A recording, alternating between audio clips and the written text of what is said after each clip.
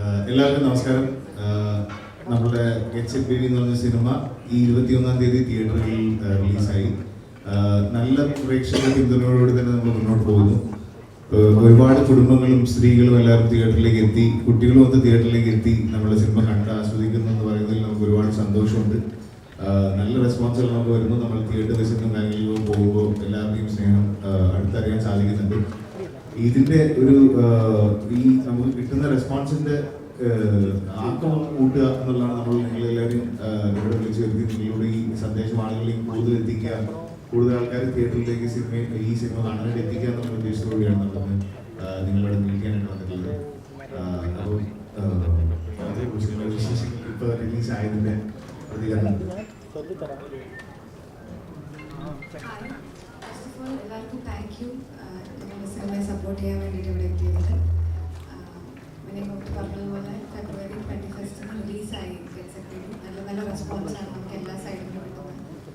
കണ്ടവരെല്ലാവരും ഇഷ്ടപ്പെട്ടു. ഞങ്ങൾ തിയേറ്റർ വിസിറ്റ്സും ഒക്കെ പോയപ്പോൾ എല്ലാവർക്കും ഇഷ്ടപ്പെട്ടു. എല്ലാവരും ഭയങ്കരമായിട്ട് ഇമോഷണലി സംസാരിച്ച ഒരുപാട് പേരുണ്ട്. അമ്മമാർ ഒരുപാട് പേര് സംസാരിച്ചു. സ്ത്രീകൾ പറയുന്ന കുട്ടികൾക്ക് വേണ്ടി ട്രൈ ചെയ്യുന്ന ആൾക്കാർ പലരും നമ്മളുമായിട്ട് കമ്മ്യൂണിക്കേറ്റ് ചെയ്തിട്ടുണ്ടായിരുന്നു. അപ്പോൾ എല്ലാവർക്കും ഇഷ്ടപ്പെട്ട ഒരു സിനിമയുടെ ഭാഗമാവാൻ പറ്റി എന്നുള്ളതും വലിയ സന്തോഷമാണ്. അപ്പോൾ ഈ പറഞ്ഞതുപോലെ ഞങ്ങൾക്ക് നിങ്ങളുടെയും കൂടി സപ്പോർട്ട് വേണം. അതിനാണ് ഇവിടെ വന്നിരിക്കുന്നത്. Thank you so much. എല്ലാവർക്കും നമസ്കാരം. Thank you so much. Cinema ഈ 21-ാം തീയതി റിലീസാകാനാണ് ഫാന്റാസ്റ്റിക് റെസ്പോൺസ്. മാർക്കോ എന്ന സിനിമയ്ക്ക് ശേഷം റിലീസാവുന്ന സിനിമയാണ്.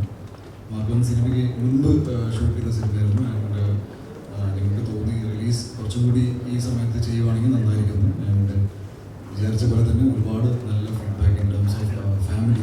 കംപ്ലീറ്റ് ഫാമിലി മൂവിയാണ്. ആക്ഷൻ സിനിമ എന്ന് പറഞ്ഞാൽ ഒരു പടമേ ചെയ്തിട്ടുള്ളൂ. പക്ഷേ ഐ ജസ്റ്റ് ഫീൽ ദാറ്റ് എന്നെ ഭയങ്കരമായിട്ട് സപ്പോർട്ട് ചെയ്തത് ഫാമിലി ഓഡിയൻസാണ്. അപ്പോൾ അവർക്ക് വേണ്ടി ഒരു കംപ്ലീറ്റ് കുടുംബത്തെ കംപ്ലീറ്റ്ലി നമുക്ക് അറ്റൻഡ് ചെയ്യാൻ പറ്റുന്ന ഒരു സിനിമ ചെയ്യണമെന്ന് ആഗ്രഹം ഉണ്ടാകും. കഥ എൻ്റെ അടുത്ത് മിസ്റ്റർ വൈ.വി. രാജേഷ് ഇവിടുത്തെ സ്ക്രിപ്റ്റ് റൈറ്റർ പിച്ച് ചെയ്തപ്പോൾ വിനയുടെ പേര് പറഞ്ഞിട്ടുണ്ടായിരുന്നു. എൻ്റെ സജീവിന് അത് ഭയങ്കര ഇൻട്രസ്റ്റിംഗ് ആയി തോന്നി. അങ്ങനെ ഓൾ ഗെറ്റ് ടുഗദർ ഈ സിനിമ സംഭവിച്ചു. സിനിമ പ്രതികരണം എന്ന് പറഞ്ഞാൽ എൻ്റെ ജീവിതത്തിൽ ഒരുപാട് നമ്മൾ സിനിമകൾ ചെയ്തിട്ടുണ്ട്. എപ്പോഴും നമുക്ക് തോന്നുന്നു എന്തുകൊണ്ട് നമ്മളൊരു സിനിമ ചെയ്യുന്നു, what is the reason choosing this particular story. ഞാൻ മനസ്സിലാക്കിയത് ഇന്ന് രാവിലെ ഒരു മെസ്സേജ് എന്നിലേക്ക് എത്തി. അതൊരു ഫേസ്ബുക്ക് പോസ്റ്റായിരുന്നു. എൻ്റെ ഫ്രണ്ട് എനിക്ക് ഷെയർ ചെയ്തപ്പോൾ കിട്ടിയതാണ്. ഇറ്റ് റെഡ് ദാറ്റ് ഒരു കുട്ടി അമ്മയോട് ചോദിക്കേണ്ടത് ഞാൻ എങ്ങനെയാണ് ഇവിടെ എത്തിയത് അച്ഛൻ്റെ അമ്മയുടെ കൂടെ. അമ്മയ്ക്ക് ഇത് പറഞ്ഞു കൊടുക്കാൻ ഒരു ജെന്വിൻ ഒരു ചെറിയ കുട്ടിയായതുകൊണ്ട് ഞാൻ ഭയങ്കര റീസൺസ് ഒന്നും കണ്ടെത്തിയില്ല. അവർ പിന്നീട് ഗെറ്റ് സെറ്റ് ബേബി എന്ന സിനിമ കാണാൻ പോയി. ആ സിനിമ കണ്ടതിന് ശേഷം ഫീൽ ഗുഡ് സിനിമ, ഫാമിലീസിന് എല്ലാവർക്കും ഇഷ്ടപ്പെടുന്ന ഒരു സിനിമയായിട്ടാണ് വന്നത്. പക്ഷേ മോൻ അമ്മയോട് ചോദിച്ചു ഞാൻ ഇവിടെ എത്തിയപ്പോൾ അമ്മയ്ക്ക് ഒരുപാട് വേദനിച്ച് കാണുന്നില്ലായിരുന്നു. ആൻഡ് ദാറ്റ് വാസ് സംതിങ് എന്താ പറയുക, എന്നെ ഭയങ്കര ടച്ച് ചെയ്തൊരു ഇമോഷൻ. ആ ലേഡി അത് ഫേസ്ബുക്കിൽ പോസ്റ്റ് ചെയ്തു. ഞാൻ മനസ്സിലാക്കുന്നത് ഇത്രയേ ഉള്ളൂ, അച്ഛൻ അമ്മ കുടുംബം ഇങ്ങനത്തെ ഒരു വികാരം മനസ്സിൽ കൊണ്ട് നടത്തുന്ന ഈ ജനറേഷനിൽ കുട്ടികൾക്കും അല്ലെങ്കിൽ ഓൾറെഡി ഫാമിലീസിനൊക്കെ അതിന് വാല്യൂ, ഹ്യൂമൻ ഇമോഷൻസ് അങ്ങനെയാണ്, ഫാമിലി റിലേഷൻസിനൊക്കെ വാല്യൂ കൊടുക്കുന്ന സമൂഹത്തിൽ നിൽക്കുന്ന ഫാമിലീസിന് ഇത് ഭയങ്കരമായിട്ട് കണക്ട് ചെയ്യുന്ന സിനിമയായിരിക്കും. ഞാൻ പേഴ്സണലി ഒരുപാട് തരം സിനിമകൾ ചെയ്തിട്ടുണ്ട്. എപ്പോഴാണ് നാടകപ്പുറം, ഷഫീഖ് സന്തോഷം, ഈ ജയ് ഗണേഷ്, ഈ സിനിമകളെല്ലാം ഒരു ബേസിക് ഹ്യൂമൻ ഇമോഷന് ഭയങ്കരമായിട്ട് വാല്യൂ കൊടുക്കുന്ന സിനിമകളാണ്. അതിൽ I just feel that get set baby എന്നൊരു സിനിമ ഇതിൽ നിന്ന് കുറച്ചും കൂടി ഇമോഷണലി കണക്ട് ആവാനായിട്ട് എനിക്ക് ഫീൽ ചെയ്തു, സജീവിന് ഫീൽ ചെയ്തു, അതിലൂടെ എനിക്കില്ല പിന്നെ എല്ലാവർക്കും. ഇങ്ങനത്തെ ഒരു സിനിമ കൂടി ഒരു ആക്ഷൻ സിനിമ ചെയ്യുന്ന സമയത്ത് ഇത്തരം സിനിമകളുണ്ട്. ഈ ഒരു സിനിമയുടെ വലിപ്പം ബഡ്ജറ്റിലല്ല, ഐഡിയയിലാണ്, കോൺസെപ്റ്റിലാണ് സിനിമ വലുതാവുന്നത്. ഐ ഫീൽ എൻ്റെ കരിയറിൽ തന്നെ ഏറ്റവും ഇൻറ്റൻസ് ആൻഡ് ഏറ്റവും വലിയ തോട്ട് ഗെറ്റ് സെറ്റ് ബേബിയിലൂടെയാണ് നമ്മൾ പങ്കുവച്ചത്. നിങ്ങളുടെ എല്ലാവരുടെ സപ്പോർട്ട് ഈ സിനിമ ഫാമിലി ഓഡിയൻസിലേക്ക് എത്തിക്കാൻ ഞാൻ റിക്വസ്റ്റ് ചെയ്യുന്നു. Thank you for coming in. This the whole idea. ഫീഡ്ബാക്കും ഗംഭീരമാണ്. ഇനിയും സിനിമ പതിയെ പിക്കപ്പ് ചെയ്തിട്ട് നല്ല രീതിയിൽ മുന്നോട്ട് പോകും. അതുവരെ നിങ്ങൾ കാണാത്തൊരു സിനിമ കാണണം. ആൻഡ് സോ ദാറ്റ് നിങ്ങളുടെ റെസ്പോൺസും പബ്ലിക്കിലേക്ക് എത്തിക്കാൻ സാധിക്കും. Thank you so much. നമസ്കാരം. ആദ്യമേ ഇവിടെ എത്തിയിട്ടുള്ള എല്ലാ മീഡിയ സുഹൃത്തുക്കൾക്കും എൻ്റെ സ്നേഹം ഞാൻ അറിയിക്കും. ഗെറ്റ് സെറ്റ് ബേബി എന്ന് പറഞ്ഞൊരു പടം ഇതിനെ കുറിച്ച് ഒരുപാട് ഫാമിലി സ്ത്രീകൾ നമുക്ക് ഒരുപാട് ഫീഡ്ബാക്ക് പറയുന്നത് ഈ ചിത്രം അവർക്ക് വേണ്ടിയിട്ടുള്ളതാണ്. ആദ്യം പറയുന്നത് അച്ഛൻ, അമ്മ, കുടുംബം ഈ വികാരം മനസ്സിൽ കൊണ്ട് നടക്കുന്നത് തീർച്ചയായിട്ടും സ്പർശിക്കുന്ന ഒരു നല്ലൊരു കുടുംബ ചിത്രമാണ് ബേസിക്കലി. നിങ്ങളെല്ലാവരും തീർച്ചയായിട്ടും കൂടുതൽ കുടുംബങ്ങളിലേക്ക് ഈ ചിത്രത്തിൽ മലയാള സിനിമയിൽ തീർച്ചയായിട്ടും കുടുംബ പ്രേക്ഷകർക്ക് ഇഷ്ടമുള്ള സിനിമകൾ വരണമെന്ന് അവർ ആഗ്രഹിക്കുന്നുണ്ട്. അവർക്ക് വേണ്ടിയിട്ട് നമ്മൾ ചെയ്തൊരു സിനിമയിൽ അവരിലേക്ക് എത്തിക്കാൻ വേണ്ടിയിട്ട് എല്ലാവരെയും സപ്പോർട്ട് നമ്മൾ ആഗ്രഹിക്കുന്നുണ്ട്. Thank you so much. So ഇനിയിപ്പം Q&A ആണ്. Q&A മുന്നേ ഞാൻ ഒന്നുകൂടെ റിമൈൻഡ് ചെയ്യണം, let's keep the questions precisely to the movie. നമുക്ക് കുറേ കാര്യം ഡിസ്കസ് ചെയ്യാനുണ്ടാവും, അത് maybe in future will discuss. Keep the questions to the movie. നിങ്ങൾ ആരാ ചോദിക്കുന്നതാണെങ്കിൽ അത് പാസ് ചെയ്യാം.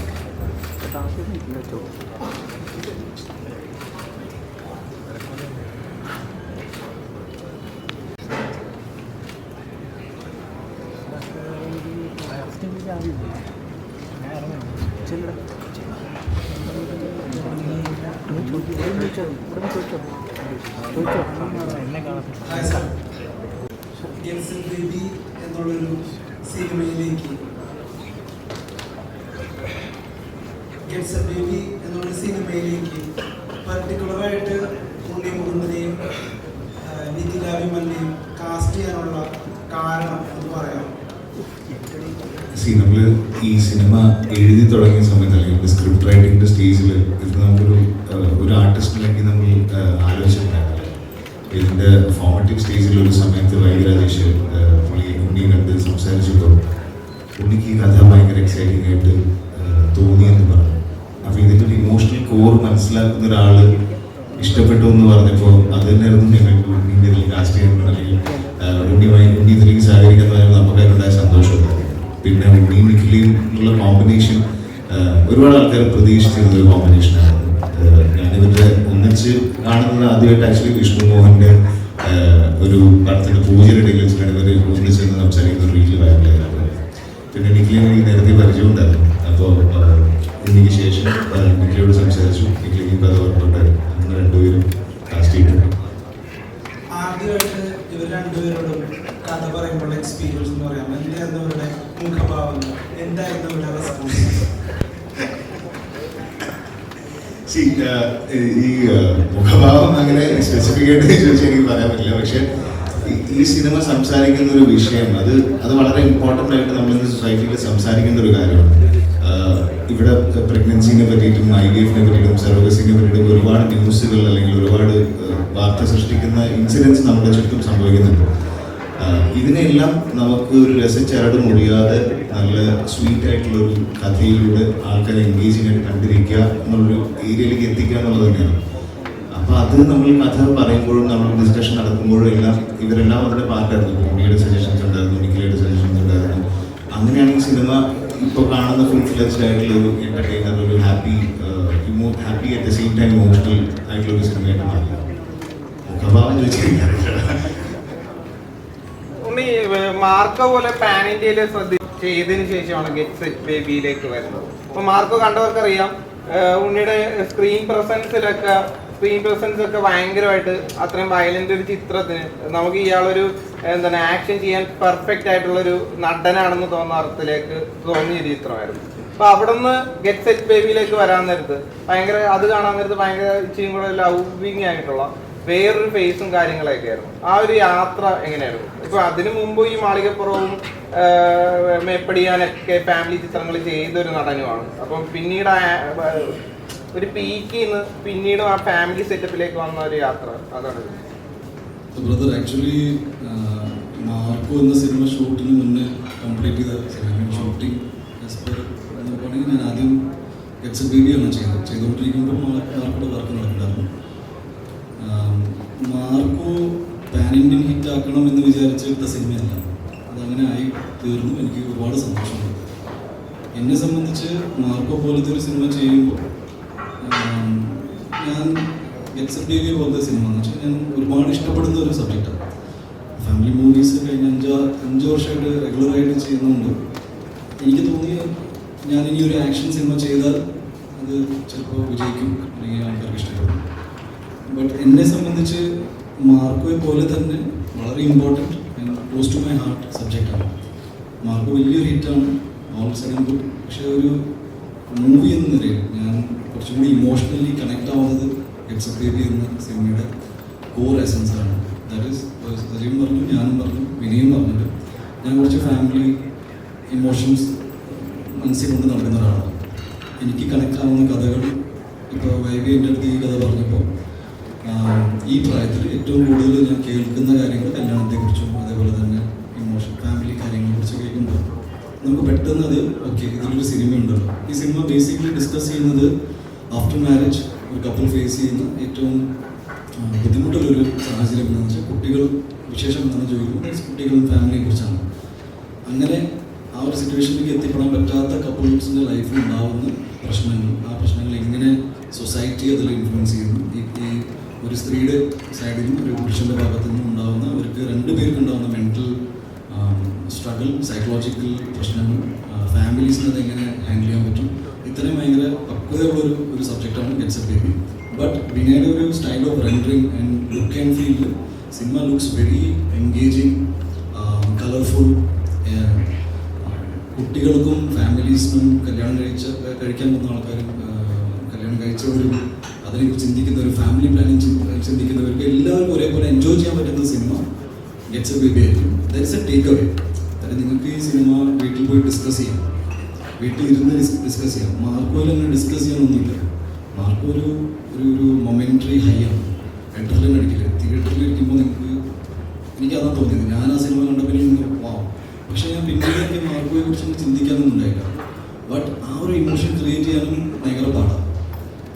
ഗെറ്റ്സ് എ ബേബിയെ സംബന്ധിച്ച് ഒരു സ്ലോ മൂവിങ് പ്രോസസ്സാണ്. ഇങ്ങനെ നിങ്ങൾക്ക് പിന്നീട് ചിലപ്പോൾ ഇപ്പം എന്നെ സംബന്ധിച്ച് മാർക്കോയിൽ ഒരു ഭയങ്കരമായ ഫീഡ്ബാക്ക് ഒന്നും കിട്ടിയിട്ടില്ല. സ്വാഗ്, മ്യൂസിക്, സ്വാഗ്, ഇങ്ങനത്തെ ഒരു ജനറിക് ഫീഡ്ബാക്കാണ്. തിയേറ്ററിൽ അടിപൊളിയായിരുന്നു, വെൽ ആൻഡ് ഗുഡ്. പക്ഷെ ഞാൻ ആദ്യം സംസാരിച്ചപ്പോൾ എനിക്ക് ഒരു ഒരു ഒരു കൊച്ചു കുഞ്ഞ് അമ്മയോട് ചോദിക്കണം, അന്ന് ഞാൻ ജനിച്ചപ്പോൾ അമ്മയ്ക്ക് ഒരുപാട് വേദനിച്ചു എന്ന് ഉള്ളൊരു ചോദ്യം ആ അമ്മയുടെയും മകൻ്റെയും റിലേഷൻഷിപ്പിന് വേറെ തലത്തിലേക്ക് ഈ സിനിമ കൊണ്ടുപോകും. ഈ സിനിമ കൊണ്ട് സംഭവിച്ചൊരു നല്ല കാര്യം എന്ന് എനിക്ക് വേണമെങ്കിൽ പറയാം. Which will stay in my memory. ആ സെൻസിൽ ആസ് എൻ ആക്ടർ ഓൾസോ. ഇപ്പോൾ വിനയനെ കാസ്റ്റ് ചെയ്യുമ്പോൾ വിനയ്ക്കും ഇതൊരു ചലഞ്ചാണ് ഇങ്ങനത്തെ ഒരു ടൈപ്പ് ഓഫ് സിനിമ. സജീവ് ഒരു ഹാർഡ് കോർ ആക്ഷൻ സിനിമ ഇഷ്ടപ്പെടുന്നതാണ്, ലാലേട്ടൻ്റെ കൂടെയാണ്. അപ്പോൾ പിന്നെ അങ്ങനത്തെ ഒരു മീശ പിരിക്കുന്ന സിനിമകളൊക്കെ പ്രതീക്ഷിക്കാം സ്കന്ധയെന്ന്.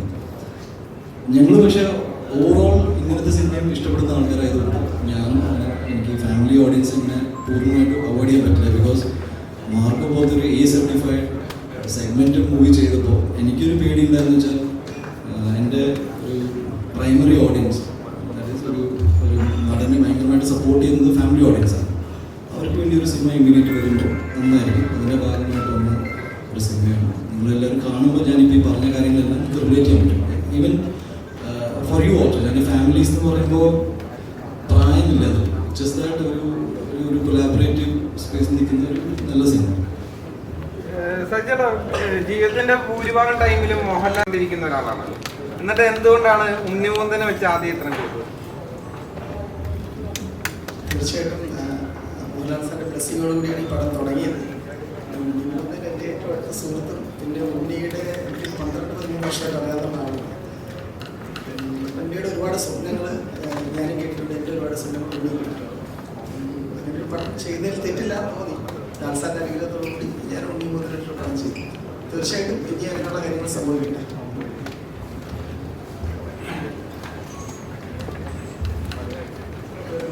ഈ കഥ കേട്ടോണ്ടിരുന്നപ്പോൾ ഉണ്ണി വളരെ നിഷ്കളങ്കനായ ഒരു മനുഷ്യനാണ്.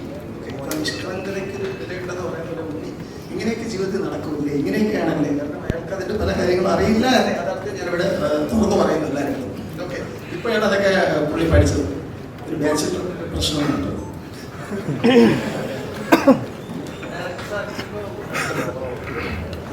ഒരുപാട്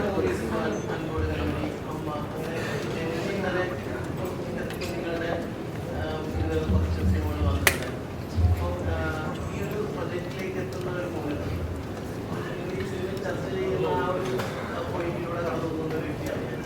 അപ്പോൾ ആ ഒരു പോയിന്റിലേക്ക് എത്തിയ ഒരു മൊമെന്റ് എന്താണ് അതിലേക്ക് എത്താനുള്ള കാരണം, ഒരു റീസൺ ഉള്ളത് കൊണ്ടാണ് ഈ ഒരു സിനിമ നമ്മൾ കേൾക്കുമ്പോൾ ചില കഥകൾ നമുക്ക് പറയണമെന്ന് തോന്നുന്നതിന്റെ ഭാഗമായിട്ടാണ്. ഇപ്പോൾ ഞങ്ങൾ ഡിസ്കസ് ചെയ്യാൻ തുടങ്ങിയത് ഓൾമോസ്റ്റ് 2020 കൊറോണയുടെ ഒക്കെ പ്രീ സമയത്ത് ഈ കഥയെ പറ്റി ഡിസ്കഷൻ നടന്നിട്ടുണ്ട്. അതായത് ഫോർമാറ്റീവ് സമയത്ത് ഞാനും ഒരു അച്ഛനായിക്കൊണ്ടിരിക്കുകയായിരുന്നു. ആക്ച്വലി എൻ്റെ മോളും ഉണ്ടായത് ഈ കൊറോണ പീരീഡിലാണ്. അപ്പോൾ ഈ ഒരു പ്രഗ്നൻസിയിലൂടെ പോകുന്ന എനിക്ക് ഈ പറഞ്ഞ ട്രീറ്റ്മെൻറ്റ്സും കാര്യങ്ങളൊന്നും അല്ല, പക്ഷേ അറ്റ്ലീസ്റ്റ് ഈ എൻ്റയർ പ്രോസസ്സ് ഞാൻ നേരിട്ട് അനുഭവിച്ച വ്യക്തിയാണ്. അപ്പോൾ ഈവൻ എൻ്റെ കൊച്ചിൻ്റെ ബർത്തിൻ്റെ സമയത്ത് വരെ ഞാൻ കൂടെ ഉണ്ടായിരുന്നു.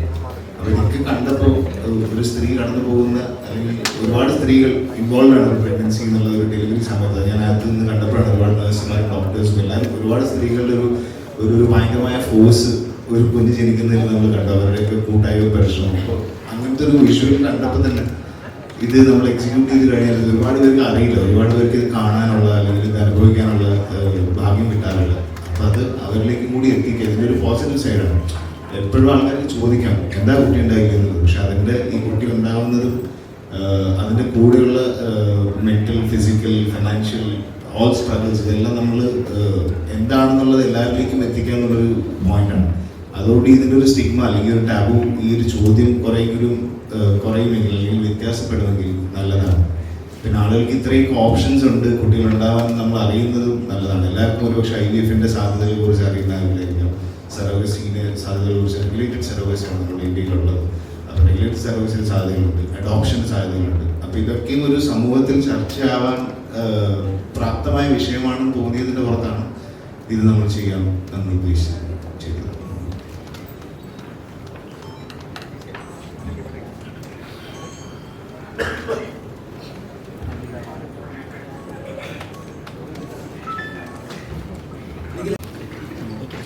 ഇപ്പോ മീഡിയക്കാർക്കാണെങ്കിലും ഇന്റർവ്യൂവിനാണെങ്കിലും എല്ലാ കാര്യങ്ങളിലും ചുട്ട മറുപടി കൊടുക്കുന്ന ആളാണ് ഇതിൽ ചേച്ചി. അപ്പോൾ ഇതിൽ ചേച്ചി മാരിഡ് അല്ല, അല്ല സിംഗിൾ ആണെന്ന് വിചാരിക്കുന്നു. അപ്പോൾ മാരിഡ് അല്ലാത്ത ഒരാളോട് ഒരു പ്രായം കഴിഞ്ഞു കഴിഞ്ഞാൽ എല്ലാവരും ചോദിക്കുന്ന ഒരു ചോദ്യമാണ് കല്യാണം കഴിക്കുന്നില്ലേ. ചെറുകിടക്ക് നേരിടാറുള്ളതാണ് ഇന്റർവ്യൂസിലടക്കം. അപ്പോൾ അങ്ങനെ ഒരാൾക്ക് നിഖില ചേച്ചി എന്ത് മറുപടി കൊടുക്കണം? അപ്പോ നിഖില ചേച്ചി ആസ് ആൻ ആക്ട്രസ് ഇത്രത്തോളം വളരെ തഗ്ഗായിട്ട് അങ്ങനെ ഒരു മറുപടി കൊടുക്കാം. പക്ഷെ സമൂഹത്തിൽ ഒരുപാട് പെൺകുട്ടികൾ ഞാൻ ചോദിച്ച പോയിന്റ് വേറെയാണ്. ഞാൻ ചോദിച്ച പോയിന്റ്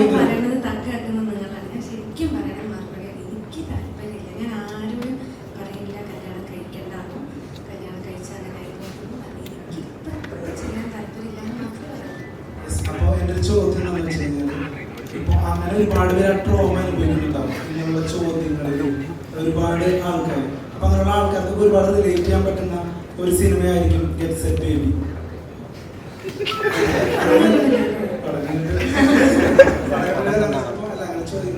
ഞാനിതിൽ വരുന്നൊരു വിമർശനം കേട്ടായിരുന്നു. ഈ പടത്തിൽ വരുന്ന വിമർശനം നിങ്ങൾ ഇങ്ങനെ അഭിമുഖീകരിക്കുന്ന അറിയാൻ വേണ്ടി ഞാൻ ചോദിക്കുകയാണ്. അങ്ങനെ ഒരു കുട്ടി ഉണ്ടാവാത്തത് അല്ലെങ്കിൽ കല്യാണം കഴിക്കാത്തതൊക്കെ ഒരു വലിയ പ്രശ്നമായിട്ടാണോ നിങ്ങൾ അഡ്രസ് ചെയ്യുന്നത്?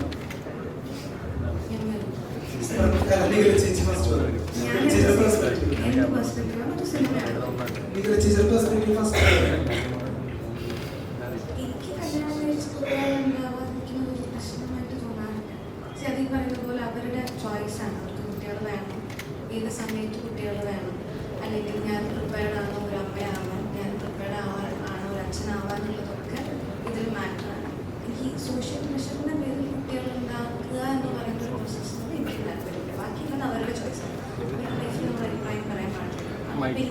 ആരെങ്കിലും ആണെങ്കിലോ എൻ്റെ കാര്യമാണ് ചോദിക്കാൻ വേണ്ടിയിട്ട് എന്നെ അങ്ങനെ ഒരാൾക്ക് ഫോഴ്സ് ചെയ്തൊന്നും ചെയ്യിപ്പിക്കാൻ പറ്റില്ല. അല്ലെങ്കിൽ എന്നോട് അങ്ങനെ പറഞ്ഞാൽ ചിലപ്പോൾ ഞാൻ എനിക്കത് താല്പര്യമില്ല എന്നുള്ളത് ഞാൻ ചിലപ്പോൾ പറയുകയും എല്ലാവർക്കും അങ്ങനെ പറയാനുള്ള ഒരു പോസിബിലിറ്റി ഇല്ലാത്തതുകൊണ്ട് ചിലർക്ക് അതൊരു വളരെ പ്രഷറായിട്ടും സ്ട്രെസ്സായിട്ടും ഒക്കെ ഫീൽ ചെയ്യാറുണ്ട്.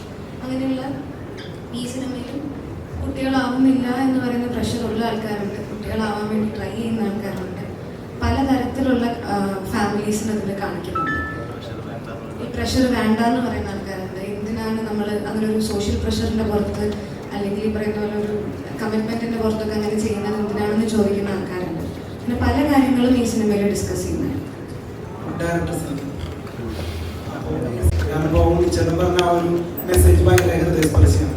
അപ്പൊ അങ്ങനെ ഒരു മെസ്സേജ് തരാനായിട്ട് ഈ സിനിമയുടെ വിജയം തന്നെയാണ്. അപ്പം ഈ സിനിമയ്ക്ക് ഒരു പ്രമുഖ റിവ്യൂവർ എന്ന് വിളിക്കപ്പെടുന്ന ഒരാൾ കൊടുത്തൊരു വിമർശനം കുട്ടികൾ ഉണ്ടാവാതിരിക്കുക എന്നതൊക്കെ ഒരു വലിയ പ്രശ്നമായിട്ട് അഡ്രസ് ചെയ്തോ എന്ന് തോന്നി എന്നുള്ളതാണ്.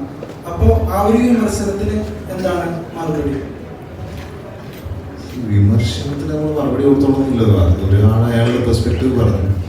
നമ്മൾ പറഞ്ഞല്ലോ ഇത് ഞങ്ങളുടെ കുട്ടികളെ ഉണ്ടാക്കുക അല്ലെങ്കിൽ കുട്ടി ഉണ്ടാവുക എന്നുള്ളതാണ് ഈ സിനിമയുടെ മെയിൻ. അതൊരു സെറ്റിംഗ് ആണ്. ഐഡിയ സ്പെഷ്യലിസ്റ്റ് ആയിട്ടുള്ള ഒരു ഡോക്ടറുടെ ക്യാരക്ടർ പ്ലേ ചെയ്യുമ്പോൾ അതുമായിട്ട് ബന്ധപ്പെട്ട് പ്രഗ്നൻസി, ഡെലിവറി, കുട്ടികളുണ്ടാവൽ, അതിൻ്റെ സൊസൈറ്റൽ പ്രഷർ, ഇതിനെപ്പറ്റിയൊക്കെ നമ്മൾ സംസാരിക്കും. പക്ഷെ നമ്മളിതിൽ പറയുന്ന കഥ ഈ പറഞ്ഞ നേരത്തെ ഇവർ തുടങ്ങി വെച്ച പോലെ അച്ഛൻ, അമ്മ, കുടുംബം, ഭാര്യ, ഈ റിലേഷൻഷിപ്സ്, ഇതിൻ്റെ ഇമ്പോർട്ടൻസ്, ഇവർ തമ്മിലുള്ള റിലേഷൻഷിപ്പിൻ്റെ ഇമ്പോർട്ടൻസും ഇമോഷൻസുമാണ് നമ്മൾ ഈ സിനിമയിലൂടെ പറയുന്നത്. ഇപ്പോൾ ഒരു മകൻ അമ്മയോടുള്ള സ്നേഹം, അല്ലെങ്കിൽ ഒരു ഭർത്താവിന് ഭാര്യയോടുള്ള സ്നേഹം, ഇതെല്ലാം പ്രതിപാദിച്ചു പോകുന്നൊരു സിനിമയാണ്. ഇതിൽ നമ്മൾ കുട്ടി ഉണ്ടാക്കുന്നൊന്നും അല്ലെങ്കിൽ അങ്ങനത്തെ ഒരു മെസ്സേജ് നമ്മൾ കൊടുക്കാൻ ഉദ്ദേശിച്ചില്ല. കുട്ടി ഉണ്ടാവാതിരിക്കണമെന്ന് മെസ്സേജ് കൊടുക്കാൻ ഉദ്ദേശിച്ചില്ല. ഈ സിനിമയിൽ നമ്മൾ പറയുന്ന ഈ കുടുംബ ബന്ധങ്ങളുടെ കഥ പറയുമ്പോൾ അതിൽ വന്നു പോകുന്ന സൊസൈറ്റലായിട്ടുള്ള പല കാര്യങ്ങളും, ഈ സൊസൈറ്റൽ പ്രഷർ, ഇപ്പോൾ നിങ്ങൾ പറഞ്ഞ പോലെ സൊസൈറ്റൽ പ്രഷർ നമുക്ക് സംസാരിക്കുന്നുണ്ട്. അത് ഒരു ഡോക്ടറുടെ പെർസ്പെക്റ്റീവിലാണ് നമ്മൾ പറയുന്നത്. അദ്ദേഹത്തിനാണെങ്കിൽ വരുന്ന രോഗികൾക്ക് പല പല കാര്യങ്ങൾ പറയുന്നു, പല രോഗികൾക്ക് പല കാര്യങ്ങൾ പറയുന്നു, പല ആവശ്യമായിട്ട് വരുന്ന ആൾക്കാരുണ്ട്. ഇവരെല്ലാം നമ്മൾ ഡെപ്പിക്ട് ചെയ്തിട്ടുണ്ട്. ഈ സൊസൈറ്റിയിൽ നമ്മൾ കാണുന്ന എല്ലാ വിഭാഗം ആളുകളെയും നമ്മൾ അഡ്രസ് ചെയ്യാൻ പരിശ്രമിച്ചിട്ടുണ്ട്. അത് വളരെ ലളിതമായിട്ട് ഇപ്പോൾ ഇതിൻ്റെ പ്രോസസ്സ് നേരെ കൊണ്ട് പറഞ്ഞാൽ നമുക്ക് എക്സ്പ്ലെയിൻ ചെയ്ത് കൊടുക്കാൻ ബുദ്ധിമുട്ടുള്ള പ്രോസസ്സുകളാണ് പലതും. ഈ പറഞ്ഞ കുട്ടി ഉണ്ടാകുന്നത് എങ്ങനെ, ഇതൊക്കെ ഒരു സംസാര വിഷയമാകണം. വളരെ ചെറുപ്പം മുതൽ തന്നെ കുട്ടികളിലും ഈ ഒരു ടോക്ക് ഉണ്ടാവുന്നത്. നമ്മുടെ നാട്ടിലെ സെക്സ് എഡ്യൂക്കേഷനുള്ള പോസിബിലിറ്റീസ് വളരെ കുറവാണ്, പരിമിതമാണ്. ഇപ്പോൾ ഒരുപാട് മിത്രമായി വരുന്നുണ്ടെങ്കിൽ പോലും അപ്പോൾ ഇങ്ങനത്തെ കോൺവെർസേഷൻസ് ഒക്കെ ഇനീഷ്യേറ്റ് ചെയ്യുക എന്നുള്ള ഉദ്ദേശവും കൂടി ഈ സിനിമയ്ക്കുണ്ട്. അത് നമ്മൾക്ക് അതിൻ്റെ റിവ്യൂസ് കിട്ടും അല്ലെങ്കിൽ റെസ്പോൺസ് കിട്ടുമ്പോഴാണ് ഇതുപോലുള്ള സംസാരങ്ങൾ കുടുംബങ്ങൾക്ക് അകത്തുണ്ടാകുന്നത്. ഇപ്പോൾ ഒരു മകൻ അമ്മയ്ക്ക് ഈ സിനിമ ഇഷ്ടപ്പെടുമെന്ന് അറിഞ്ഞിട്ട് ആ അമ്മേനെ കൊണ്ടുപോകുമ്പോഴാണ് നമുക്ക് നമ്മളുടെ സക്സസ് എന്ന് പറയുന്നത്. ഞങ്ങൾ ഫേസ്ബുക്കിൽ ഒരു വീഡിയോ പറഞ്ഞില്ലാണ്, എൻ്റെ അമ്മയ്ക്ക് ഈ പടം കാണണമെന്ന് പറഞ്ഞാൽ ഞാൻ കൊണ്ടുപോകാൻ പറഞ്ഞ മകൻ കൊണ്ടുപോയി. അതൊക്കെയാണ് ഞങ്ങളെ സംബന്ധിച്ചിട്ടുള്ള വിജയം എന്ന് പറയുന്നത്. അല്ലാണ്ട് കുട്ടികളുണ്ടാക്കുന്നതിനെ പറ്റിയോ അല്ലെങ്കിൽ അങ്ങനെ ഒരു സിനിമയല്ല. ഇത് ബന്ധങ്ങളുടെ കഥ പറയുന്നത്, റിലേഷൻഷിപ്സിനെ പറ്റി പറയുന്ന സിനിമയാണ്. ഉണ്ണിബ്രോ ഇവിടെ കാരണം മാർക്കോ എന്ന സിനിമയിൽ ഭയങ്കര ആ ഒരു രീതിയിൽ ഞെട്ടിച്ച ഒരാൾ ഇതിലേക്ക് വന്ന് ഇമോഷൻ ചെയ്തപ്പം പലർക്കും ഇവൻ എനിക്കുൾപ്പെടെ കണ്ണ് നിറയുന്ന പോലെ തോന്നി. അതായത് ഇത്രയും നാളും ഉണ്ണിമൂന്തൻ ചെയ്ത പടങ്ങളിൽ ഏറ്റവും ബെസ്റ്റായിട്ട് ഇമോഷണൽ ചെയ്തത് ഗെറ്റ് സെറ്റ് ബേബിയിലാണെന്ന് തോന്നി. അത് ഇത്രയും നാളും ചെയ്ത സിനിമകളിൽ നിന്നുള്ള ഒരു എക്സ്പീരിയൻസ് ആണോ അതോ സ്പെസിഫിക്കലി ഈ ഒരു പടത്തിന് വേണ്ടി എത്ര എഫേർട്ട് ഇമോഷണൽ ചെയ്യാൻ കൊടുത്തിട്ടുണ്ടോ? Bro thank you. ആക്ച്വലി രണ്ടുണ്ട്, എക്സ്പീരിയൻസും ഉണ്ട്, സബ്ജക്റ്റിനോടുള്ള താല്പര്യമുണ്ട്. അതിൻ്റെ മുകളിലൊന്നുമില്ല. പിന്നെ ഞാൻ ഇപ്പോൾ പണ്ടത്തെ പോലെ എനിക്കിങ്ങനെ ഈ സിനിമയിൽ ഞാൻ ഇങ്ങനെ ചെയ്തു ടേക്ക് ഇറ്റ് നല്ലൊരു സെറ്റപ്പിൽ ഇത് ഒരുപാട് കാര്യങ്ങളുണ്ട്. ഒരു സിനിമയിൽ വർക്ക് ചെയ്യുമ്പോൾ നമുക്ക് കംഫർട്ടബിൾ ആവുന്ന ഒരു സ്പേസ് വരുമ്പോൾ ചിലപ്പോൾ നമ്മളറിയാതെ സംഭവിക്കുന്ന കാര്യങ്ങളിതൊക്കെ. ഞാൻ ഒട്ടും പ്രിപ്പയർഡായിട്ട് പോകുന്ന ആളല്ല. ഞാനിങ്ങനെ ഒരു മെത്തഡ് ആക്ടിങ് ഫോളോ ചെയ്യുന്ന ആളല്ല. എൻ്റെ കംഫേർട്ടിൽ എനിക്ക് എന്നെ വിട്ട് കഴിഞ്ഞാൽ ഐ തിങ്ക് ഈ പറഞ്ഞ പോലെ നിങ്ങൾക്ക് തോന്നുന്ന ഇറ്റ് ഈസ് ഗുഡ് ബാഡ് അല്ലെങ്കിൽ സ്പേസിലേക്ക് പോകും. എന്നെ സംബന്ധിച്ച് കഥയാണ് ഇമ്പോർട്ടൻറ്റ്, സിനിമയാണ് ഇമ്പോർട്ടൻറ്റ്. അതിൽ സിനിമയിൽ ഞാൻ മാത്രം നന്നായി അല്ലെങ്കിൽ നീല മാത്രം നന്നായി എന്ന് കേൾക്കുന്നതിലും നമുക്ക് താല്പര്യമില്ല. സിനിമ ഇൻ ടോട്ടാലിറ്റി ഒരു കഥയാണ്. ആ കഥ കമ്മ്യൂണിക്കേറ്റ് ആവുന്നുണ്ട്. ആ കഥയിൽ മെയിനായിട്ടൊന്നും പറയാൻ ഉദ്ദേശിക്കുന്നത് വിനയ് പറഞ്ഞ ഒരുപാട് കാര്യങ്ങൾ നമ്മൾ ഈ സിനിമയിലൂടെ ഒട്ടും പ്രീച്ച് ചെയ്യാവാതെ ഇങ്ങനെ ചെയ്യുമോ അങ്ങനെ ചെയ്യുന്നതല്ല, ഒരു സെറ്റപ്പാണ്. ഈ അർജുൻ ബാലകൃഷ്ണൻ എന്ന് പറഞ്ഞ ഗായകൻ്റെ ജീവിതത്തിൽ സംഭവിക്കുന്ന ഒരുപാട് കാര്യങ്ങൾ, അതുപോലെ 5 കുടുംബങ്ങൾ ഇതിൽ കാണിക്കുന്നുണ്ട്. ഈ സിറ്റുവേഷനിൽ ഇവരെങ്ങനെ ബിഹേവ് ചെയ്യുന്നു, എങ്ങനെയൊക്കെ ഇവർക്ക് ബിഹേവ് ചെയ്യാൻ പറ്റുമായിരിക്കും, അങ്ങനത്തെ പോസിബിലിറ്റീസാണ്. ഹൈപ്പോത്തറ്റിക്കലി നിങ്ങൾ കുട്ടികൾ ഉണ്ടായില്ലെങ്കിൽ ശരിയല്ല എന്നൊന്നും നമുക്ക് പലതും കാട് കയറി പലതും ചിന്തിക്കാം. നമ്മളിപ്പോൾ സംസാരിക്കുന്ന ഈ ഗായനാക്കി അവിടെ ജോലി തന്നെ കുട്ടികൾ ഉണ്ടാവാൻ വേണ്ടി ആൾക്കാർ വളരെ പോസിറ്റീവ്ലി ഇൻസ്പയർ ചെയ്യുക, അതുപോലെ തന്നെ സയൻറ്റിഫിക്കലി അവരെ സപ്പോർട്ട് ചെയ്യുക എന്നൊക്കെയാണ്. അപ്പോൾ കഥ അതിനെ ചുറ്റി തന്നെ സഞ്ചരിക്കുക. ഇതിന് നമുക്ക് ഒരു കോണ്ടന്റ് ക്രിയേഷൻ്റെ ഭാഗമായിട്ട് നമുക്ക് എന്ത് വേണമെങ്കിലും പറയാം. That is fine, not a issue. എന്നെ സംബന്ധിച്ച് ഒരു സിനിമയിൽ മാക്സിമം നന്നായിട്ട് പെർഫോം ചെയ്താൽ ആസ് എൻ ആക്ടർ എനിക്ക് നിലനിൽക്കാൻ സാധിക്കുമെന്ന് ഞാൻ വിശ്വസിക്കാറുണ്ട്. അപ്പോൾ ഇത്തരം സിനിമകളിൽ പോസിബിലിറ്റീസ് കുറച്ച് കൂടുതലാണ്. മാർക്കോ എന്ന സിനിമയിൽ എൻ്റെ എന്താ പറയുക, മാർക്കോ ഒരു അഡ്രിനലിൻ സ്പേസിലാണ്, എന്നാൽ അതിൽ അഭിനയം ഇല്ലാതെന്ന് പറയുന്നത്. രണ്ടിലും രണ്ട് രീതിയിൽ തന്നെ I really enjoy working. Because ഞാൻ കഥകൾ സെലക്ട് ചെയ്യുന്നത് എൻ്റെ കംഫർട്ടിനനുസരിച്ചിട്ടാണ്. എൻ്റെ കംഫർട്ട് ഇന്ന ജോണറിലാണെന്ന് ഞാൻ വിശ്വസിക്കുന്നില്ല. എനിക്കൊരു അടിപൊളി കോമഡി പടം ചെയ്യാൻ ഭയങ്കര ആഗ്രഹമുണ്ട്, കഥകൾ എത്തിയിട്ടില്ല. അതുപോലെ തന്നെ ഒരുപാട് സബ്ജക്റ്റുകളുണ്ട് കാര്യം ഐ വോണ്ട് ടു പാർട്ടിസിപ്പേറ്റ്. അതെല്ലാം സംഭവിക്കട്ടെ. ഓരോ സിനിമ വിജയിക്കുമ്പോൾ നമുക്ക് പുതിയ പുതിയ കഥകളിലേക്ക് എത്താം. Thank you.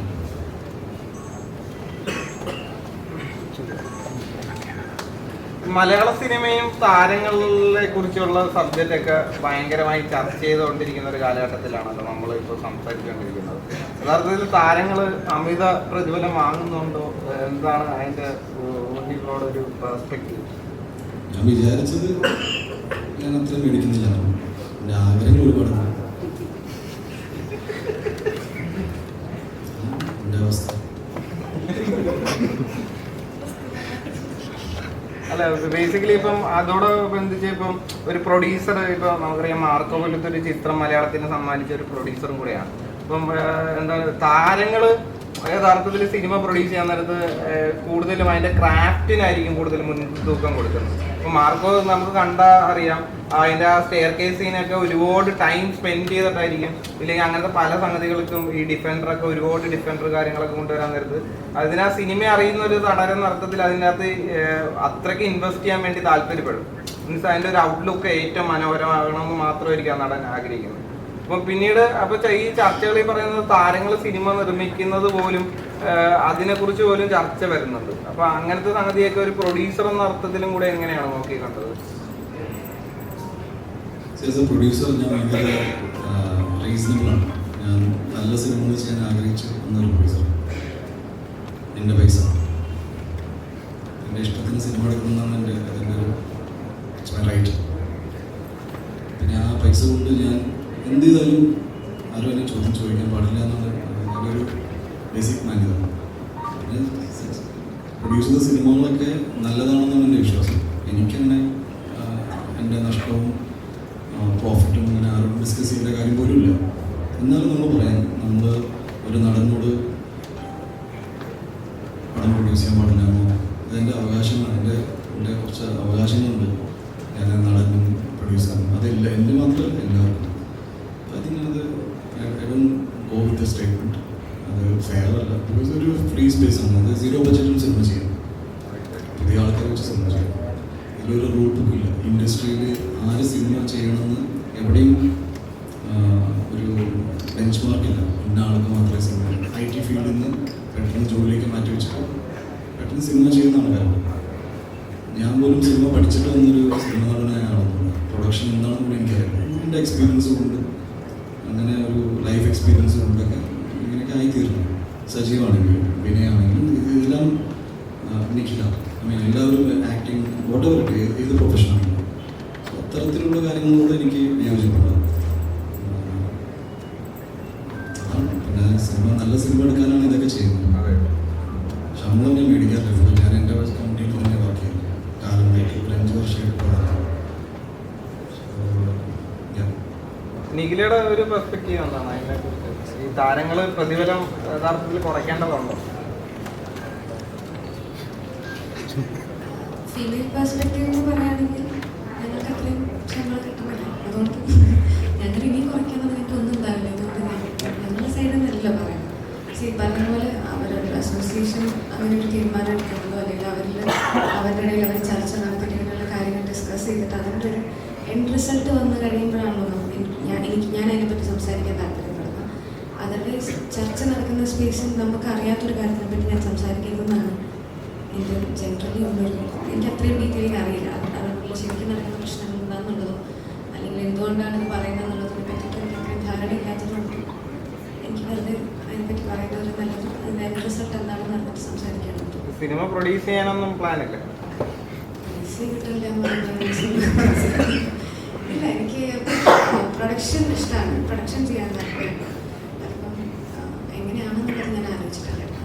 പ്രൊഡ്യൂസ് ചെയ്യണോ അല്ലെങ്കിൽ അതിൻ്റെ വേറെ എന്തെങ്കിലും പ്രൊഡക്ഷൻ സൈഡിൽ വർക്ക് ചെയ്യണോ എന്നുള്ളത് ഞാൻ ആലോചിച്ചിട്ടുണ്ട്. പക്ഷേ പഠിക്കണം എന്ന് ഭയങ്കര ഇഷ്ടമുള്ള കാര്യം.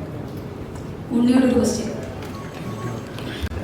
യശോദ എന്ന മൂവിയിൽ കോർ ഇതല്ല എങ്കിലും കണ്ടന്റ് പ്രത്യക്ഷത്തിലുള്ള കണ്ടന്റ് അല്ലെങ്കിൽ ഫൈനൽ, അപ്പോൾ അതും ഇതും തമ്മിൽ കണക്റ്റഡ് ആയിരുന്നു. കണക്ഷൻ എന്തെങ്കിലും കിട്ടി? ഇല്ല, ഇപ്പോൾ ഇത് പറഞ്ഞപ്പോഴാണ് ഞാൻ അതൊരു ജോബ് പ്രൊഫൈൽ മാത്രമാണ്. യശോദ നമ്മൾ വേറെ കൈൻഡ് ഓഫ് സിലബസും കാര്യങ്ങളൊക്കെ ഡിസ്കസ് ചെയ്തിട്ടാണ്, ശരിയാണ്.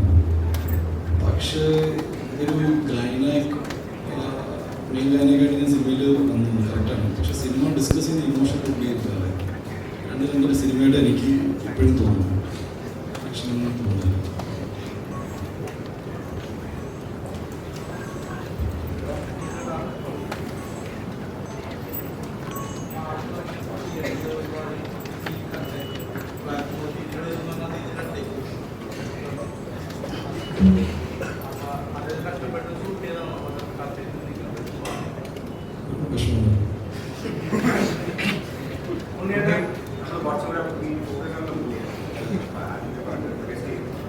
നേരത്തെ ചോദിച്ച ചോദ്യം ഈ കഥ പറയുന്നത് കുട്ടികൾ ഉണ്ടാക്കാത്തവർക്ക് വേണ്ടിയിട്ടുള്ള സംഭവമാണ്.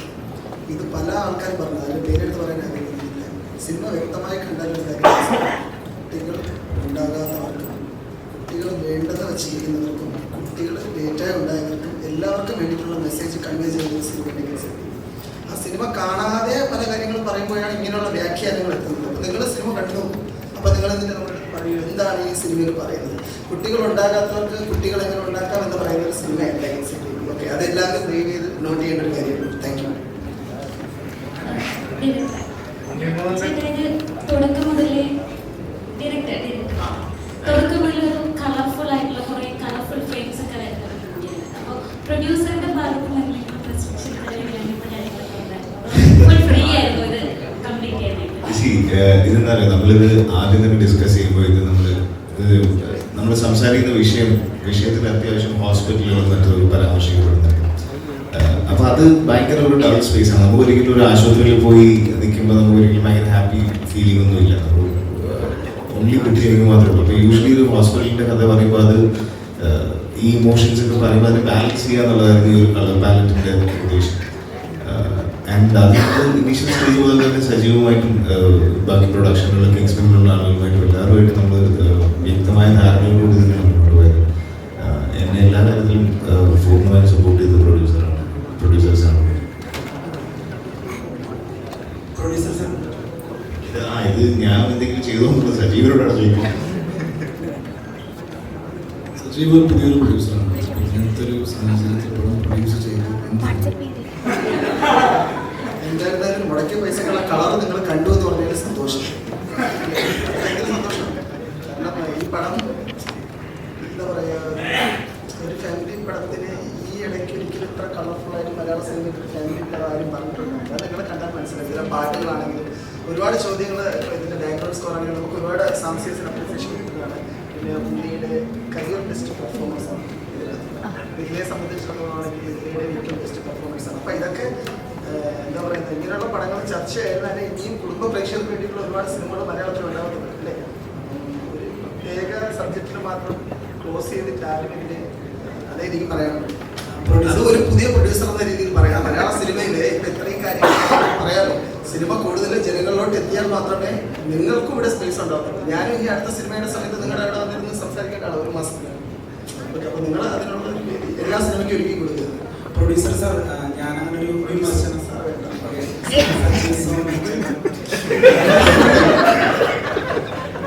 ഞാനങ്ങനൊരു വിമർശനം മറ്റൊരാളാണ് പറഞ്ഞത്. അതായത് ഒരു സിനിമ കണ്ടു കഴിഞ്ഞാൽ ഒട്ടനവധി തന്നെ ഇപ്പോൾ സമൂഹ മാധ്യമങ്ങളിൽ റിവ്യൂസ് എന്ന പേരിൽ കുറേ പേര് റിവ്യൂ ചെയ്യുന്നുണ്ട്. ഉടനെ തന്നെ ഒരു 1-2 മണിക്കൂറിനുള്ളിൽ തന്നെ. അപ്പോൾ ഇവരുടെ ഒരു അഭിപ്രായം കേൾക്കാൻ ഒരു വലിയ ഓഡിയൻസ് ഉണ്ട്. അപ്പോൾ അത്തരത്തിൽ ഒരു പ്രമുഖ റിവ്യൂവർ ഈ സിനിമയെ കുറിച്ച് പറഞ്ഞ റിവ്യൂവിൽ ഇങ്ങനൊരു വിമർശനമുണ്ട്. ശരിക്കും ആ വിമർശനം ആ റിവ്യൂവർക്ക് ഒരുപാട് വ്യൂസ് ഒക്കെ കിട്ടുന്നതാണ്. പക്ഷെ അത്തരത്തിലുള്ള വിമർശനങ്ങൾ വരുമ്പോൾ ഈ സിനിമയെ ഒരു നെഗറ്റീവായിട്ട് അത് ബാധിക്കുമല്ലോ എന്ന് വിചാരിച്ച് നിങ്ങളുടെ ഭാഗത്തു നിന്ന് തന്നെ ഒരു ക്ലിയറൻസ് കിട്ടാൻ വേണ്ടിയിട്ട് കൂടിയാണ് ഞാൻ അങ്ങനെ ചോദിച്ചത്. ഓക്കെ, അത് കുഴപ്പമില്ല. അത് പറഞ്ഞൊരു ഉണ്ണി നേരത്തെ പറഞ്ഞൊരു വളരെ പ്രസക്തമായിട്ടുള്ള വാക്യമുണ്ട്. അച്ഛൻ, അമ്മ, കുടുംബം, ഈ ഒരു വികാരം കൊണ്ട് നടക്കുന്ന എല്ലാവരെയും സ്പർശിക്കുന്ന ഒരു ചിത്രം. ഇതാണ് അതിനുള്ള ഉത്തരം. അതുള്ളവർക്ക് ഈ പടം മറക്കണം. ഇപ്പൊ ഞാൻ 38 വയസ്സായി. ഇന്നും ഈ സമയത്ത് ഞാൻ ലാൽ സാറിനോട് നല്ല തിരക്കിലൂടെ കാര്യങ്ങളോട് നടക്കുമ്പോൾ എൻ്റെ അച്ഛനും അമ്മയും എന്നെ 8 മണി കഴിഞ്ഞ് വിളിക്കുമ്പോൾ എനിക്കൊരു സന്തോഷമാണ്. അപ്പൊ അവരുള്ളപ്പോഴേ എനിക്ക് അവരുടെ ഒരു വാല്യൂ അറിയാൻ പറ്റും. അപ്പൊ ആ വികാരം കൊണ്ട് നടക്കുന്ന എല്ലാവർക്കും, അത് കേരളത്തിലുള്ള എല്ലാ മലയാളികൾക്കും, ബാക്കിയുള്ളവരെ എനിക്ക് പറയാൻ പറ്റില്ല. എനിക്ക് അങ്ങനെയുള്ളവരുടെ ഫീലിംഗ് എനിക്കുള്ളൂ. ഉത്തരം ക്ലിയർ ആണെന്ന് പ്രതീക്ഷിക്കുന്നു. അല്ല, അപ്പോ ഇത്തരത്തിലുള്ള പ്രമുഖ റിവ്യൂവേഴ്സ് ഇപ്പൊ ശകുനം മുടക്കിയെന്നൊക്കെ പറഞ്ഞ പോലെ പ്രേക്ഷകർ മുടക്കി എന്ന് തോന്നുന്നുള്ളൂ. അല്ല, അങ്ങനെയല്ല. അവർക്ക് ആർക്ക് വേണോ അവരുടെ അഭിപ്രായം പറയാനുള്ള രീതിയുണ്ട്. ഇപ്പൊ ഞാൻ ഒരു സിനിമ കണ്ടു കഴിഞ്ഞാൽ ഞാൻ നാട്ടുകാരുടെ അടുത്ത് പോയിട്ട് അവരുടെ എങ്ങനെയാണെങ്കിലും ചോദിക്കാറില്ല. എനിക്ക് ഏറ്റവും വിശ്വസ്തരായിട്ടുള്ള ആൾക്കാരുടെ അടുത്ത് എങ്ങനെയുണ്ടെന്ന് ചോദിക്കും. ഇപ്പൊ എൻ്റെ ഒരു ഫ്രണ്ട് എൻ്റെ അടുത്ത് ചോദിച്ചാൽ ഞാൻ പറയുന്നതാണ്, എടാ എനിക്കത് വർക്കായി, നീ പോയി കണ്ടു നോക്കുക. അതാണ് എൻ്റെ മാന്യത. അല്ലെ, എല്ലാവർക്കും അവരുടെ സ്പേസ് കൊടുക്കുന്നതാണ് അതിൻ്റെ റെസ്പെക്ട്. മ്യൂച്വൽ റെസ്പെക്ട് എന്ന് പറയുന്നത് എല്ലാ ഫീൽഡിലുള്ളതാണ്. അതാണ് ഇതൊരു വിവാദമാക്കാൻ പറഞ്ഞില്ല. ആർക്കും എന്ത് വേണോ പറയാനുള്ള സ്പേസ് കേരളത്തിലുണ്ട്. അത് എങ്ങനെ എടുക്കണമെന്നുള്ളത് നിങ്ങളുടെ യുക്തിയും ബുദ്ധിയുമാണ്. ഓക്കെ, ഉണ്ണിമുണ്ടൻ പണ്ടും ഇന്നും കഴിഞ്ഞ ഇടയ്ക്ക് പോലും അതായത് പെട്ടെന്ന് ഒരു വിമർശനം അല്ലെങ്കിൽ പ്രകോപിതനാകുന്ന അങ്ങനത്തെ ഒരു ക്യാരക്ടറായിട്ട് തോന്നി. പല സമയത്തും പലപ്പോഴും നമ്മൾ പ്രതീക്ഷിക്കാതെ ഇപ്പോൾ ഉണ്ണി മനസ്സുകൊണ്ട് വിചാരിക്കാത്ത കാര്യമായിരിക്കും പുറത്തേക്ക് വരുന്നത്. പക്ഷെ അത് സമൂഹ മാധ്യമങ്ങളിലൊക്കെ ഭയങ്കരമായിട്ട് വൈറലാവുകയും അതിനെ തുടർന്ന് പ്രശ്നങ്ങളും വിവാദങ്ങളും ഒക്കെ വരാറുണ്ട്. അപ്പൊ ഈ വിവാദങ്ങളൊക്കെ ഒരു പരിധിവരെ സിനിമകളെ ബാധിക്കുന്നുണ്ടോ, അല്ലെങ്കിൽ അങ്ങനെ എന്തെങ്കിലും തോന്നുന്നുണ്ടോ? വിമർശനങ്ങൾ പേടിയുണ്ടോ? പേഴ്സണൽ ചോദ്യം. പേടിയുണ്ടെന്ന് പറഞ്ഞാലും പ്രശ്നം, പേടിയില്ല എന്ന് പറഞ്ഞാലും പ്രശ്നം. സസ്പെൻസ് ആയിട്ട് പേടി ഉള്ളത് കൊണ്ടായിരിക്കും. കഴിഞ്ഞ ദിവസം ഒരു വീഡിയോ ഭയങ്കരമായിട്ട് വൈറലായിരുന്നു. ആ വീഡിയോ ശരിക്കും ഉണ്ണിമുകുന്ദന്റെ കമ്പനി റിമൂവ് ചെയ്യിപ്പിച്ചെന്ന് പറഞ്ഞു. തോന്നുകയാണ് എനിക്ക് പേടിയില്ല, പേടിയില്ല എന്ന് വെച്ചാൽ എനിക്ക് പേടിയില്ല. Okay, next question. Hi. Okay, ഇപ്പൊ രാജുവേട്ടന് ശേഷം ഇന്ത്യ ഒട്ടാകെ ചർച്ച ചെയ്യപ്പെട്ട മറ്റൊരു നടന്റെ പേരായിട്ടാണ് ഈ സിനിമയിൽ വന്നത്. അതും റീജിയണൽ ലാംഗ്വേജിലുള്ള പടമാണ്. അപ്പോൾ അത് എത്രത്തോളം സ്പെഷ്യലാണ്. അത് മാത്രമല്ല, ഒരുപക്ഷെ ഈ പടത്തിൽ അഭിനയിക്കുമ്പോൾ ഉണ്ണിമുകുന്ദൻ അല്ലെങ്കിൽ ഇത്തരത്തിൽ നാഷണൽ ഒരു അപ്രിസിയേഷൻ കിട്ടാൻ പോകുന്ന ഒരു നടനാണെന്ന് അറിയത്തില്ലായിരിക്കും. കാരണം ബിക്കോസ് അന്ന് മാർക്കോ ഇറങ്ങിയിട്ടില്ല. അപ്പോൾ എത്രത്തോളം സ്പെഷ്യലാണ് ഈ ഗെറ്റ്സ് ഇറ്റ് ബേബിയിലേക്ക് ഒന്ന് റിവൈൻഡ് ചെയ്ത് എന്ന് ചിന്തിച്ചു നോക്കുന്നത്.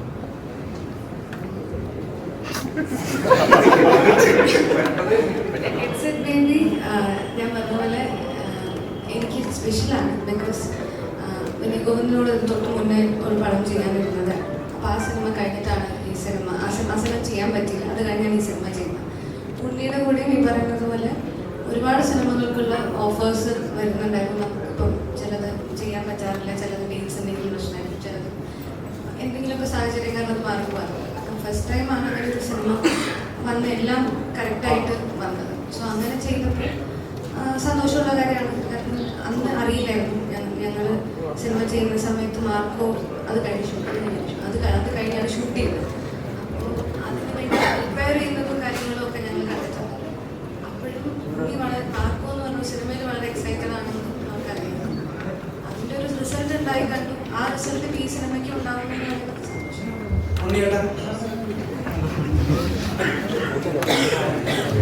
ഞാൻ ആദ്യമായിട്ട് ചോദ്യം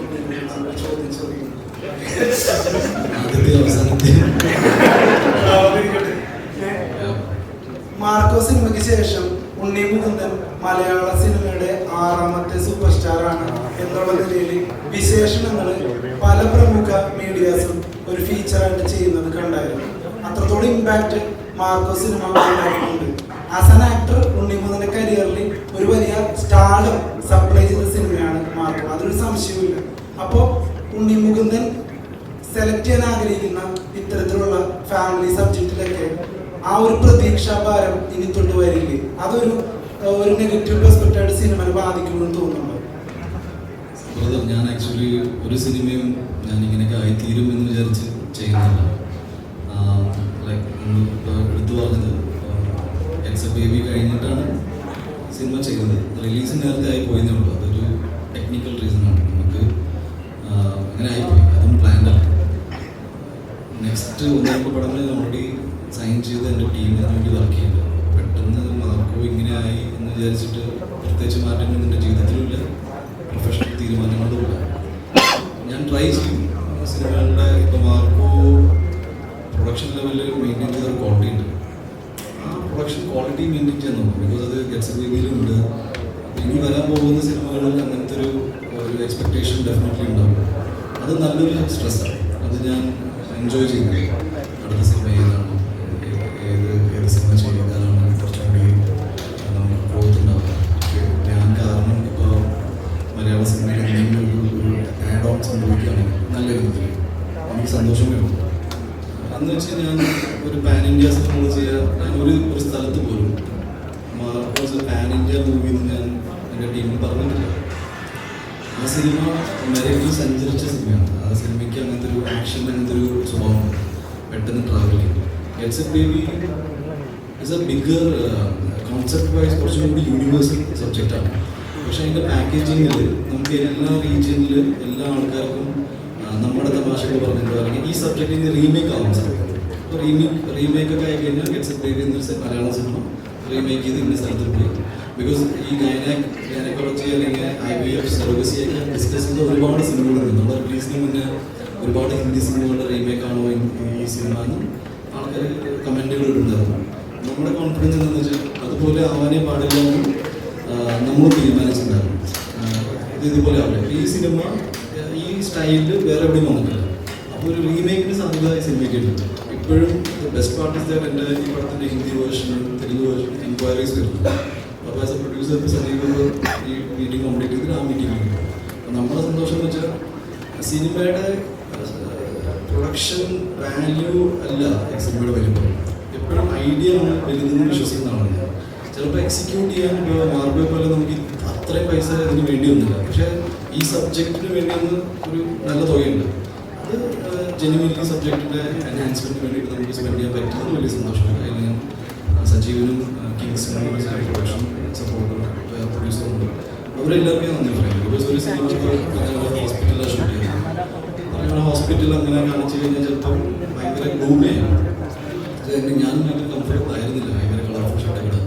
അതായത് സത്യം എന്നോട് അതിനെ ഇടിപ്പിച്ചതാണ്. ഇങ്ങനെയായിട്ട് കുറച്ച് രസമായിട്ട് വരുന്നത്. അപ്പോൾ അത് സജീവിൻ്റെയും വിനയുടെയും കൂടി എഫേർട്ട് ഉണ്ടായിരുന്നു. ഞാനും കൺവിൻസ്ഡ് ആയി. ഓക്കെ ഫൈൻ, കൺവിൻസ് ചെയ്തു. സോ സിനിമകളിലേക്ക് അങ്ങോട്ട് ഭാരമായിട്ടൊന്നും വരാൻ പറ്റില്ല. എൻ്റെ കയ്യിലുള്ള സബ്ജക്റ്റുകൾ താങ്ക് ഗോഡ് അത് കുറച്ചും കൂടി ഒരു യൂണിവേഴ്സൽ ഐഡിയാസാണ് എന്നെ ഉള്ളത്.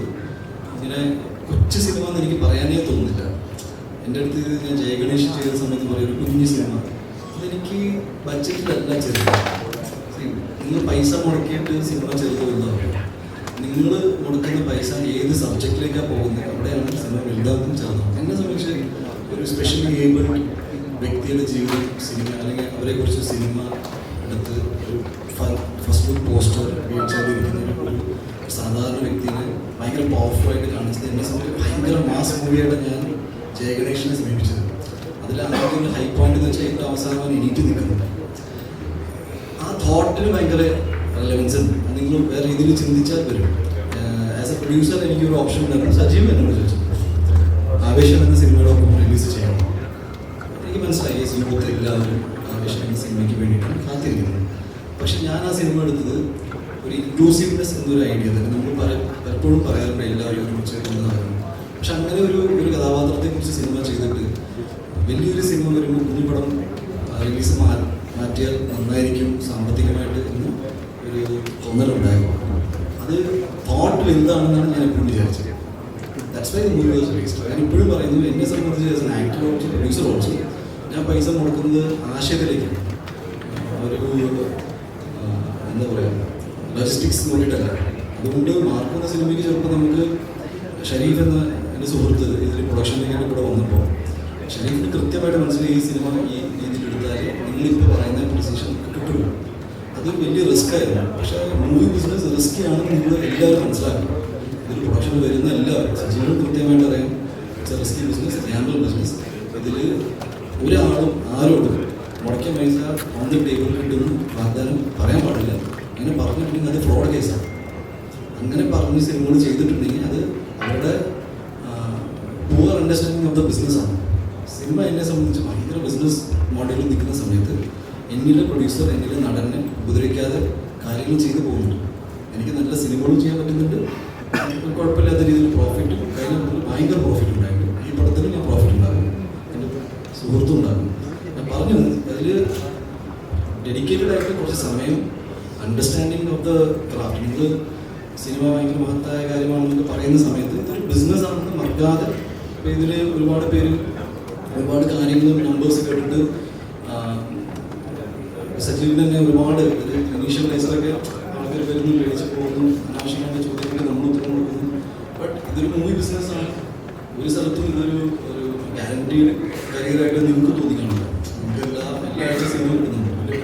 കഴിഞ്ഞ ഇനി വരാൻ പോകുന്ന മാസങ്ങളിൽ ചിലപ്പോൾ സ്ട്രൈക്കൊക്കെ ആണെങ്കിൽ നിങ്ങൾ എന്ത് ചെയ്യും? സോ എന്നെ സംബന്ധിച്ച് സ്ട്രൈക്ക് ഒക്കെ പറയുന്നത് ഭയങ്കര waste space in any industry. പ്രശ്നങ്ങൾ പ്രാധാന്യങ്ങൾ കണ്ടെത്തുക, അല്ലെങ്കിൽ ഇൻഡസ്ട്രി ഡെഡാക്കിയിട്ടുള്ള ഒരു കാര്യത്തിനും നമ്മുടെ സപ്പോർട്ട് ഉണ്ടാവില്ല. എന്ന് വെച്ചാൽ ഞാൻ ആകെ എൻ്റെ വീട്ടിൽ എൻ്റെ അച്ഛനമ്മേനെ നോക്കുന്നത് ഈ ജോലി ചെയ്തില്ല. അതില്ല എന്ന് പറഞ്ഞാൽ ഞാൻ എന്ത് ചെയ്യും? ആൻഡ് ഐ ഫീൽ അങ്ങനത്തെ ഒരു പ്രവണത ഒരു ഇൻഡസ്ട്രി കേരളത്തിൽ എവിടെ ഉണ്ടാകാൻ പാടില്ല. സ്ട്രൈക്ക് എന്ന് പറയുന്നത് ഒരു കാലത്ത് ഇൻട്രസ്റ്റിംഗ് മോഡലായിരുന്നു. These days it is not fair also. Because നമുക്ക് എന്തോ പ്രശ്നം എന്ന് പറഞ്ഞിട്ട് വേറെ ആരും വർക്ക് ചെയ്യാൻ പാടില്ല എന്ന് പറയുന്നത് ശരിയല്ല. ബിക്കോസ് ഈ ഒരു സിനിമ ചെയ്യുമ്പോൾ എത്രയോ കുടുംബങ്ങൾ ഇതിൽ ജീവിച്ചു പോകുന്നുണ്ട്. അതും താരങ്ങളുടെ അവിടെ ഇരിക്കട്ടെ, അത് what ever it is. Daily wages batta മേടിച്ച് ജീവിക്കുന്ന ഒരുപാട് വലിയ കമ്മ്യൂണിറ്റി. ഒരു പടം ചെയ്യുമ്പോൾ എൻ്റെ ലൊക്കേഷനിൽ മാർക്കൂലി വന്ന് പീക്ക് ഓഫ് ദ ഷൂട്ട് 342 ആൾക്കാരുണ്ടായിരുന്നു വൺ ഡേ.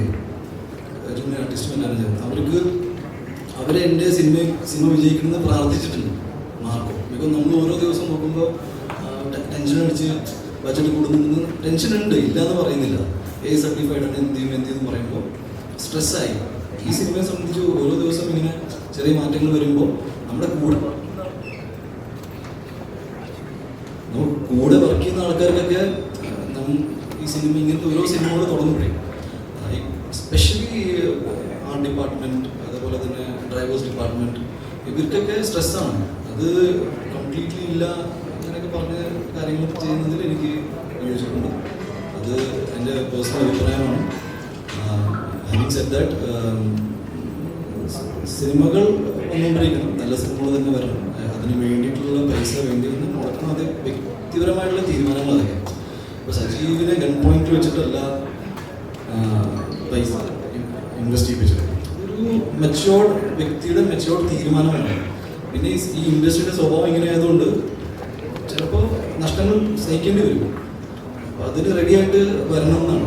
ഈ ആരെങ്കിലും നിങ്ങളോട് പറയുന്നത് 100 രൂപ മുടക്കാൻ 100 രൂപ തിരിച്ചു കൊണ്ടെന്ന് പറഞ്ഞാൽ അതൊക്കെ ഒരു റോങ്ങാണ്. 20 rupees is always the risk. But നിങ്ങളുടെ ലൈഫിൽ ഏത് കാര്യമാണ് നിങ്ങൾക്ക് റിസ്ക് ഇല്ലാതെ കിട്ടിയേക്കുന്നത് ആലോചിച്ചു. പഠിച്ചപ്പോൾ ഫെയിൽ ആവുന്ന റിസ്ക് ഉണ്ടായിരുന്നു, ജോലിക്ക് പോകുമ്പോൾ പെർഫോമൻസിൻ്റെ റിസ്ക് ഉണ്ടായിരുന്നു.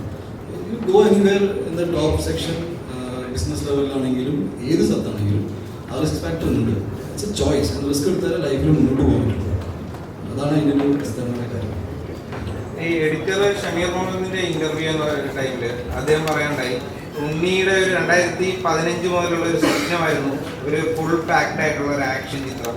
അത് മാർക്കോയിൽ വന്ന് സംഭവിക്കുകയും അതൊരു പാൻഡിലേക്ക് ശ്രദ്ധിക്കപ്പെടുകയും ചെയ്യുന്ന സാഹചര്യത്തിലാണ് നമ്മളിപ്പോൾ സംസാരിച്ചുകൊണ്ടിരിക്കുന്നത്.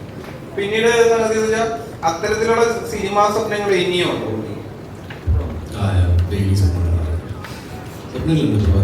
സ്വപ്നങ്ങളില്ലെങ്കിൽ സിനിമാക്കാരില്ല എന്നാണ് ഞാൻ വിശ്വസിക്കുന്നത്. ഓരോ സ്വപ്നങ്ങൾ കാണുമ്പോഴാണ് ഓരോ സിനിമ സംഭവിക്കുന്നത്. ഐ തിങ്ക് എനിക്ക് ഒരുപാട് സ്വപ്നങ്ങളുണ്ട്. എനിക്ക് സജീവനുണ്ട്. അത് നിങ്ങൾക്ക് എല്ലാവർക്കും. ഷമീർ എൻ്റെ വളരെ അടുത്ത സുഹൃത്താണ്. അങ്ങനെ എൻ്റെ സിനിമ സ്വപ്നങ്ങളെ ഏറെക്കുറെ അറിയാം. സോ അതിലേക്കൊക്കെ നമുക്ക് എത്തിപ്പെടാൻ പറ്റുന്നത് വലിയ കാര്യം. Thank you. പിന്നെ താരം എന്ന് പറയുന്ന ചിത്രം ബേസിക്കലി ഇപ്പം നിലവിൽ പ്രൊജക്റ്റ് ഓൺ ആണോ? താരത്തിന്റെ ഞാൻ കുറെ ഇന്റർവ്യൂവിൽ പറഞ്ഞിട്ടുണ്ട്. ഇത് ഈ പറഞ്ഞ പോലെ നമുക്ക് അതിൽ കുറെ പെർമിറ്റേഷൻ കോമ്പിനേഷൻ സാധനങ്ങൾ ഒന്നിച്ച് വരുന്നു. Technicians, artist, location permission, climate, ഇതൊക്കെ ഒന്നിച്ച് വന്നാൽ ഡെഫിനറ്റ്ലി സംഭവിക്കും. ഇപ്പം അതില് എന്താണ് നിവിന്റെ ഒരു എന്താ ഒരു ഫിറ്റ്നസുമായി ബന്ധപ്പെട്ട ഒരു സംഗതിയാണ് ആ ചിത്രം. അത് ഫിറ്റ്നസ് ഞാൻ പറഞ്ഞു, ഇത്രയും സാധനങ്ങൾ ഒരുമിച്ച് വന്ന് പെടുന്ന ഒരു അവസ്ഥയിലേ നടക്കും. അപ്പൊ ഇതിനു മുന്നേ നമ്മൾ ശ്രമിച്ചില്ല. അദ്ദേഹത്തിന്റെ പ്രീവിയസ് കമ്മിറ്റ്മെന്റ്സ് കാരണം അദ്ദേഹത്തിന് നമുക്ക് വേണ്ടുന്ന ഒരു ഫിസിക്കൽ അപ്പിയറൻസിലേക്ക് എത്താൻ പറ്റില്ല. അപ്പൊ അത് നമ്മൾ കൂട്ടായി എടുത്തൊരു തീരുമാനം. അല്ല, അങ്ങനെ ഒരു സാഹചര്യത്തിലായിരുന്നല്ലോ എന്നൊരു ജസ്റ്റ് ഒരു കരക്കപ്പ ഉണ്ടായിരുന്നു. അപ്പം ആ സാഹചര്യത്തിൽ ഇതിനും ഞാൻ പല ഇന്റർവ്യൂവിലും പറഞ്ഞിട്ടുണ്ട്, അതൊരു വലിയ എന്റർടൈനർ പടമാണ്. പാട്ട്, ഡാൻസ്, അങ്ങനെ ആഘോഷമായിട്ട് നിലവിനെ കൊണ്ട് ഫ്ലെക്സിബിൾ ആയിരുന്നു. ഇപ്പോൾ കൊണ്ട് ഒരു നോ ലിമിറ്റ്സ് ലിമിറ്റ് അല്ല, കാരണം നിവിൻ ഇപ്പൊ ഒരു ചുള്ളനായിട്ട് നിൽക്കുന്ന ഒരു ഇമേജസ് ആണല്ലോ ചുള്ളനായി വരുന്നത്. നമ്മൾ ഇച്ചിരി ചുള്ളനായി ഈ ബാക്കി പറഞ്ഞ സാധനങ്ങൾ കൂടി ഒന്നിച്ച് വന്നു വീണ് കഴിഞ്ഞാൽ സംഭവിക്കും.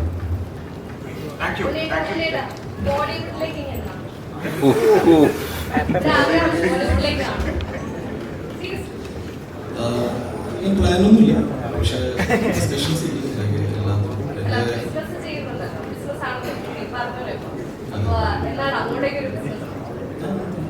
എന്റേതായ സമയം തീരുമാനിക്കും. ഇപ്പോൾ കുറച്ച് സിനിമകൾ ചെയ്യാൻ ബാക്കിയുണ്ട്. ഡെഫിനറ്റ്ലി ഹിന്ദി സിനിമയിലൊക്കെ ചെയ്തു.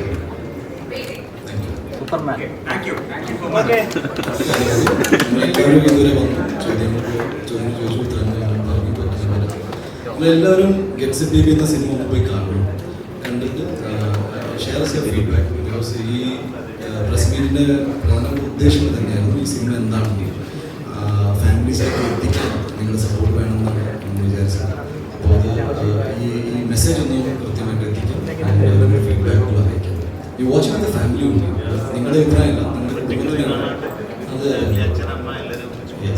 Thank you so much. One more thing, നമുക്ക് 7 o'clock സ്പെഷ്യൽ ഷോ ഉണ്ട്.